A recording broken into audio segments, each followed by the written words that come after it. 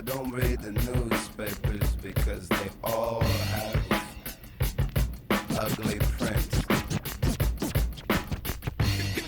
For whatever use the label right wing may have, it is clear that what we call right wing in recent years has compounded in its energy. It has reached a point where it cannot be ignored, but as it has expanded, so has the nature of its content, and thus its form, which is imminently tied to it. It strays itself from particularity to universality. Although juxtaposed to the regime, at a certain point, if this grows strong enough, the elite will have to adapt to it. It may even see benefit in utilizing this sentiment. However, it will modify it where it can, in order so that it will not contain the potency to truly replace the ruling class. What was considered nationalism then has now, in its popularity, become a zombie, or a botched version from its original form. What will this look like exactly? Well, firstly, the idea that the elite want to divide people is often not the case, and the opposite often is of benefit. A heterogeneous mass is harder to comprehend and navigate, and it is in the interest of the elite to unify the mass in order that it can understand and thus predict it better and finally rule over it better. For example, see Carl Schmitt's notion of the homogeneous medium.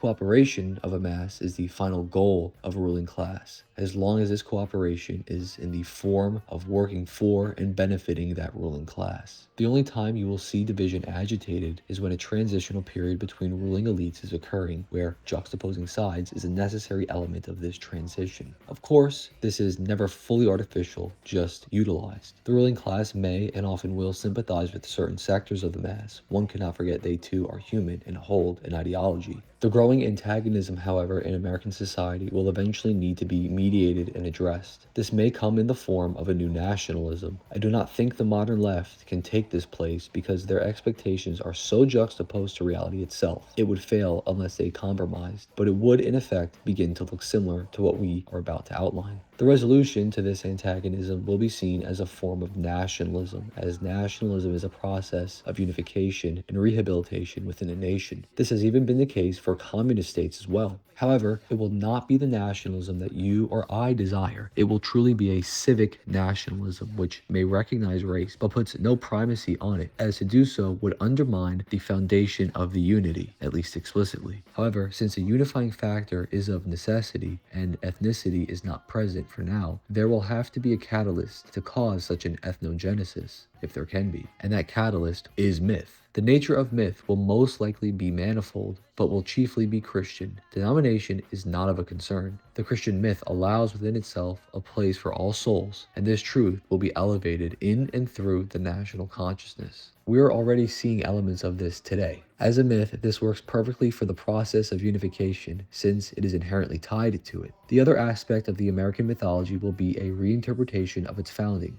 Either it will be dismissed as heretical liberalism, or the benevolent aspects of it will be focused on and the contradictory aspects of it ignored. What will be saved, I think, is the benevolent view of the arrival of the first settlers, as perhaps even a divinely inspired act. Whether it is true or not isn't relevant. The anti-Semitic sentiment will later be mediated into an acceptable compromise, where at best they will be integrated and Zionism rejected on the grounds of its exclusionary and supremacist nature, but not on its essence of being Jewish in itself, as to do this would of course contradict the premise of unification in this context. The nature of this may have a fascist flair, but it will really just be social democracy, and you may see something economically akin to FDR's New Deal. However, racial consciousness will probably be mediated in a way that tranquilizes it by throwing it a bone, but never the whole carcass, so to speak. However, since America is heterogeneous, an element of liberal individualism will remain. Perhaps to further solidify this attempt at unity, the idiosyncratic elements within the nation will be allowed their sovereignty so long as it doesn't contradict the unity. The governing ethos may be of a Christian nature, but Islam, for instance, will be tolerated at a certain level, out of pragmatism no less. Individualism and consumerism will be allowed so long as it doesn't compromise this unity, and perhaps it will even be used to empower it. The question as to whether this state can last naturally arises. Its manifold character necessitates that the elements within repel one another, as is the nature of difference. Collapse of such a system is inevitable, as seen historically. The unifying factor of religion begins to divide itself from itself in accordance with group interest, either ethnic or political, which reveal themselves to be one. This process never ends, but due to America's heterogeneous nature and size, it will be exaggerated.